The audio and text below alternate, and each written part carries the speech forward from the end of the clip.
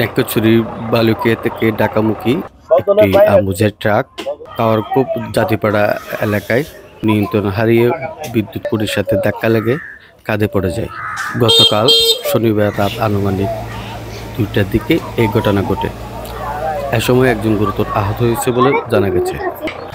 আজকে রবিবার সকাল থেকে এখানে বিদ্যুৎ অফিসে যারা দায়িত্বরত রয়েছে তারা কিন্তু বিদ্যুৎ লাইন মেরামতের কাজ শুরু করে দিয়েছে। ইতিমধ্যে আমগুলো সরিয়ে নেওয়ার পাশাপাশি গাড়িটি উদ্ধারে প্রস্তুতি নিচ্ছে। যাওয়ার পরে আপনার এখান থেকে পাহাড় উঠতে সময় মানে ব্রেক মিস হয়েছে। ব্রেক মিস হওয়ার কারণে আর কি স্টার্ট গেছে বন্ধ। স্টার্ট বন্ধ হওয়ার কারণে আমি চাক্কা কাটতে পারি না, দেখে আমার গাড়িটা খালে গেছে। শরীর থেকে ঢাকা যেতেছি 2টা বাজে বলছে মহাজন আসতেছে বলছে।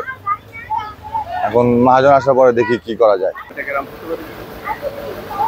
2 লাখের মতন 2 লাখের মতন হয় কি।